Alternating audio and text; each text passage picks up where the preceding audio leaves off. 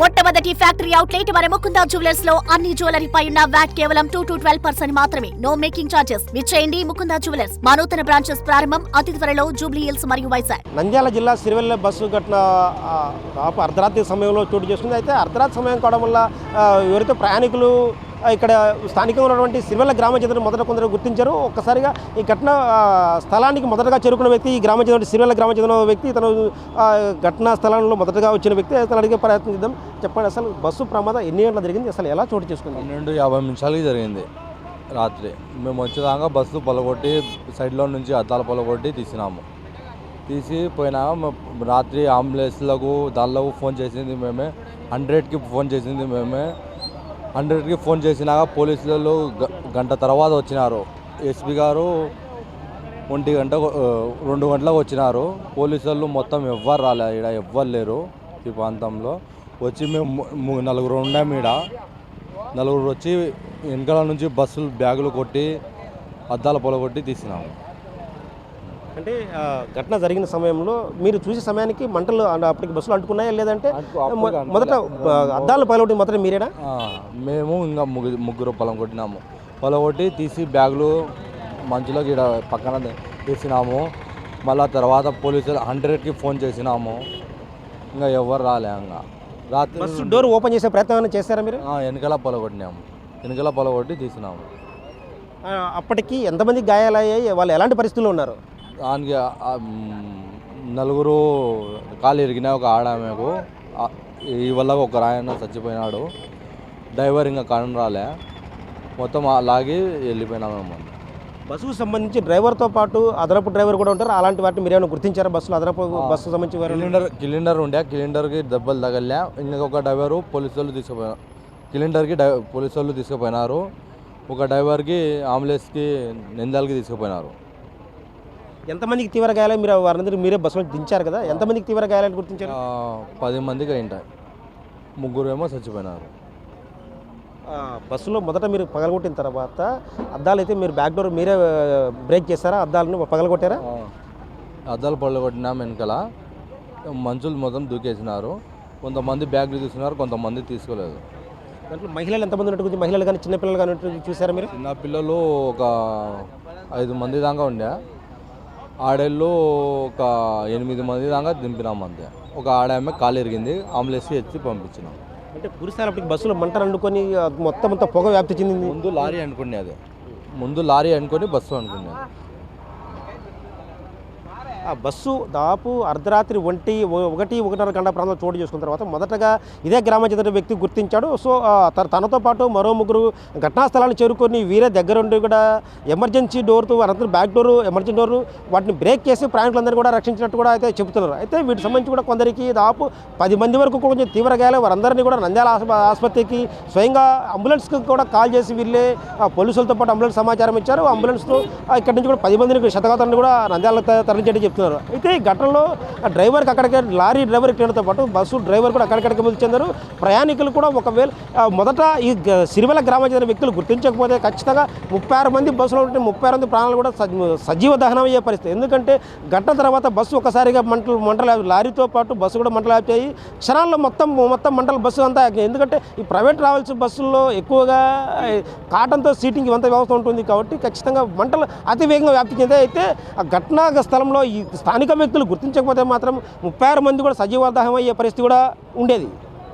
Camera person సుదర్శన్తో Shiva, big TV, Kurnool జిల్లా సిరివెల్ల నుంచి. నెల్లూరు నుంచి హైదరాబాద్కి వస్తున్న బస్సు ఒకసారిగా రోడ్డుకు అటువైపు నుంచి డివైడర్ని ఢీకొట్టి, డివైడర్ మధ్యలో నుంచి చెట్లను ఢీకొట్టుకుంటా ఒకసారిగా ఇటువైపు వచ్చింది. ఇటువైపు వస్తే ఇట్లా కర్నూలు నుంచి కూడా అట్లా కడప వెళ్తున్న లారీని ఒకసారిగా బస్సు ఢీకొట్టడంతో బస్సులో ఒకసారిగా ఏదైతే ఘటనా స్థలంలోనే బస్సు డ్రైవర్ అయితే లారీ డ్రైవర్, క్లీనర్తో పాటు డ్రైవర్ కూడా అక్కడికక్కడే మృతి చెందారు. ఆ తర్వాత బస్సు డ్రైవర్ కూడా అయితే ఉన్నారో బస్సు డ్రైవర్ ఇక్కడికి వచ్చారు. అయితే ఘటన జరిగిన వెంటనే ఒకసారి రోడ్డు వైపు అటువైపు నుంచి ఇక్కడికి దూసుకురావడం, ఆ తర్వాత బస్సులో ఒకసారిగా మంటలు వ్యాప్తి చెందాయి. అయితే మంటలు వ్యాప్తి చెందిన తర్వాత బస్సు ప్రయాణికులకు అది కూడా ఘటన జరిగిన సమయం దాదాపు 1 నుంచి 1:30 గంటల ప్రాంతంలో ఈ ఘటన చోటు చేసుకోవడంతో ఈ బస్సులో ఏం జరుగుతుందో కూడా ప్రయాణికులు తెలియని పరిస్థితి. ఆ తర్వాత ఒకసారిగా బస్సు బస్సులో మంటలు వ్యాపించడం, ఆ తర్వాత ఘటనకు ఏదైతే లారీని ఢీ కొట్టిన తర్వాత బస్సు డోర్ ఒకసారిగా లాక్ అయింది. తర్వాత బయట రావడానికి ప్రయాణికులు ఎవరికి కూడా ఎలాంటి అవకాశము లేదు. అసలు బస్సులో ఏం జరుగుతుందో మొత్తం ఈ ప్రమాద ఘటన తర్వాత మంటలు వ్యాప్తి చెందడం, ఆ తర్వాత పొగ వ్యాప్తి చెందిన తర్వాత ప్రయాణికులంతా కూడా ఒక్కసారిగా ఆహాకారాలతో ఏం జరుగుతుందో కూడా అరుపులు కేకలతో ఒకసారిగా హోరెత్తిన తర్వాత ఇటువైపు బస్సు పూర్తిస్థాయి రోడ్డుకి ఇటువైపు వచ్చి ఆగిన తర్వాత ఇటుగా వెళ్తున్న ఒక వ్యక్తి ప్రమాదాన్ని ఘట్టాన్ని గుర్తించారు. ఆ తర్వాత బస్సు ఏదైతే ఉందో ఎమర్జెన్సీ డోర్ను బయట నుంచి కూడా కేవలం అతను బ్రేక్ చేయడం వల్లే కూడా ప్రయాణికులు అందరూ కూడా ఒకసారిగా బస్సులో ఉంటే 36 ప్రయాణికులు కూడా ఈ బ్రేక్ చేసి అయితే బ్రేక్ చేశారు. ఆ గ్లాస్ నుంచి అందరూ బయటకు పడ్డారు. ఆ తర్వాత ఇతర ఉందో బస్సు లారీని ఢీకొట్టిన తర్వాత చాలా వరకు కూడా కొందరికి తీవ్ర గాయాలే, మరికొందరికి స్వల్ప గాయాలే. అయితే ఘటన తర్వాత గాయాల వ్యక్తులను కూడా దగ్గర ఉన్నటువంటి నంద్యాల ప్రభుత్వ ఆసుపత్రికి తరలించారు. అందరూ కూడా మెరుగైన తీస్తారు. ఘటన తర్వాత ఏదైతే కర్నూలు జిల్లా చెందిన మంత్రి ఉన్నారో బీసీ జనార్దన్ కూడా ఘటనా స్థలంపై అధికారులను ఆదేశించారు. ఆ తర్వాత ఏదైతే క్షతగాత్రులకు పూర్తి స్థాయిలో మెరుగైన వైద్యం అందించాలంటూ కూడా సూచించారు. ఆ తర్వాత ఇది ఘటన జరిగిన ప్రాంతం ప్రధాన హైవే కావడంతో ఒక్కసారిగా కర్నూలు చిత్తూరు జాతీయ రహదారిపై పూర్తి స్థాయిలో వాహనాలు కిలోమీటర్ల భారీగా ట్రాఫిక్ జామ్ ఏర్పడింది. వెంటనే కర్నూలు ఎస్పీ ఆధ్వర్యంలో ఇక్కడికి పోలీసుల తర్వాత అధికారులు ఇక్కడ ఒకసారిగా చేరుకొని ప్రధాన రోడ్డుపైన ఉన్నటువంటి లారీని ఇక్కడి నుంచి కూడా పక్కన తొలగించారు. బస్సు మాత్రం ఇక్కడ పూర్తిస్థాయిలో కాలిన తర్వాత ఎందుకంటే ఇప్పటికే ఘటనకు గల కారణాలేంటిపై ఇప్పటికే ఫోరెన్సిక్ నిపుణులు కూడా ఇక్కడికి వచ్చి వాటన్నింటినీ కూడా సేకరించారు. అయితే ప్రయాణికులందరూ సురక్షితం బయటపడ్డప్పటికీ కూడా ప్రయాణికులకు సంబంధించిన బ్యాగులు కావచ్చు, ప్రయాణికులకు సంబంధించిన విలువైన వస్తువులు కావచ్చు, మొబైల్ ఫోన్స్ ఇవన్నీ కూడా పూర్తిస్థాయిలో దగ్ధమై ఎవరు కూడా వాటిని తీసుకునే పరిస్థితి కూడా కనిపించలేదు. తమ ప్రాణాల అరిచేతులు పెట్టుకుని బరితే చాలంటూ కూడా ప్రయాణికులు తమ లగేజ్ని వదిలేసి బస్సులను వదిలేసి కొందరికి అయితే బ్రేక్ అద్దాలను పగలొట్టి బయటకు వచ్చారో ఆ తర్వాత ప్రయాణికులు వాటికి సంబంధించిన వస్తువులు పూర్తిస్థాయిలో అందరివి కూడా ఇక్కడికి మొత్తం అంతా పూర్తిస్థాయిలో దగ్ధమైనట్టు మనం చూస్తున్నాం. అయితే ఈ డివైడర్ మధ్యలో ఉందో ఈ డివైడర్ మధ్య ప్రయాణికులకు సంబంధించి తమ వస్తువులు కొందరికి ఇక్కడ మనం చూస్తున్నాం. బ్యాగులో ఉన్నటువంటి ఏవైనా వస్తువులు ఆ వస్తువులంటే కూడా ఇక్కడ మనం చూస్తున్నాం. వాళ్ళ థింగ్స్ కూడా పూర్తిస్థాయిలో దగ్ధమయ్యే పరిస్థితి. కొందరు వస్తువులు కొందరికి ఏదైతే ఉన్నాయో వాళ్ళ బ్యాగులకు సంబంధించి కూడా వాళ్ళ బ్యాగులో ఉన్నటువంటి వస్తువులు తర్వాత మనం చూస్తున్నాం బ్యాగులన్నీ కూడా పూర్తిస్థాయిలో వాటి కూడా దగ్ధమైన పరిస్థితి కూడా చూస్తున్నాం. ప్రయాణికులకు సంబంధించిన బ్యాగులు ఇవన్నీ కూడా వాళ్ళ ప్రయాణికులు పర్యటించే సమయంలో వాళ్ళందరూ తీసుకెళ్తున్నటువంటి సమయంలో వాళ్ళ బ్యాగులో ఉన్నటువంటి వస్తువులు కొందరి వస్తువులు పూర్తిస్థాయిలో బయట కొందరు తెలుసుకున్నప్పటికీ కూడా దగ్గర వస్తాయి. అయితే కొందరు చాలా వరకు కూడా బస్సుల్లోనే పూర్తిస్థాయిలో బస్సులోనే వాటిని వాళ్ళ వస్తువులను కూడా వదిలేశారు. వాటన్నింటి కూడా పూర్తిస్థాయిలో దగ్ధమయ్యాయి. అయితే ఈ ఘటనలో కేవలం బయట వ్యక్తి ఎవరైతే ఉన్నారో బయట వ్యక్తి ఆ ఎమర్జెన్సీ గ్లాస్ను బ్రేక్ చేయడం వల్లే 36 మంది ప్రయాణికులు క్షేమంగా బయటపడ్డారని చెప్పవచ్చు. అయితే డ్రైవర్ మాత్రం అక్కడి నుంచి లారీని ఢీకొట్టిన తర్వాత డ్రైవరు అక్కడికక్కడే మృతి చెందారు. అయితే బస్సులో అదనపు డ్రైవర్ ఉన్నారా లేడా అనేది కూడా ఇంకా తెలియాల్సి ఉంది. అయితే ప్రమాద ఘటనలు మనం చూస్తున్నాం. ఇటీవల కాలంలో కూడా కర్నూలు జిల్లాలోని చిరడేగురు వద్ద అత్యంత ఘోరపరం చూస్తున్నాం. ఆ ప్రమాదంలో కూడా బస్సులో ప్రయాణికులు చాలా వరకు కూడా పూర్తి స్థాయిలో సజీవ దహనమయ్యారు. అలాంటి ఘటన ఇది చోటు చేసుకుంది. అయితే ఈ ఘటనలో మాత్రం పూర్తి స్థాయిలో ప్రయాణికులందరూ కూడా క్షేమంగా బయటపడ్డప్పటికీ కూడా డ్రైవర్ మృతి చెందారు.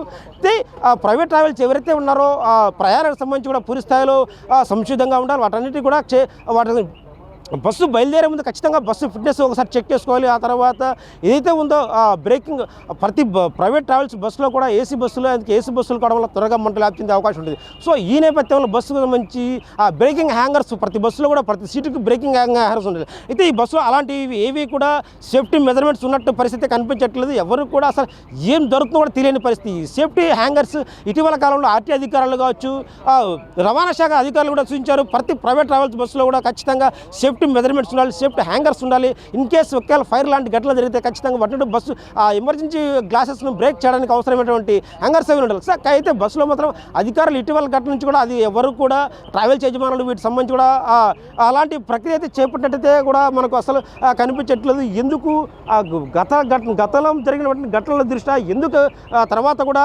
ఇలాంటి చర్యలు తీసుకోబోతున్నారు? ప్రైవేట్ ట్రావెల్స్ యజమానులు కేవలం లాభార్జనధ్యేయంగా బస్సులు నడుపుతున్నారు తప్పిస్తే ఖచ్చితంగా ప్రయాణికుల భద్రతకు సంబంధించి కూడా ఎలాంటి చర్యలు తీసుకోకపోవడం కూడా మనం చూస్తున్నాం.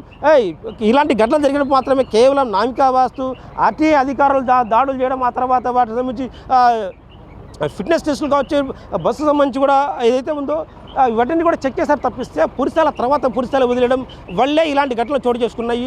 లేదంటే ఖచ్చితంగా ఒక ప్రయాణికుడు ఇంత 36 మంది ప్రయాణికుడు బస్సులో ఖచ్చితంగా బయట వ్యక్తి ఒకసారిగా బస్సు గ్లాస్ బ్రేక్ చేయకపోతే మాత్రం ఖచ్చితంగా 36 మంది ప్రాణాలు కూడా ఖచ్చితంగా 36 సజీవ దహనం అయ్యే పరిస్థితి ఉండేది.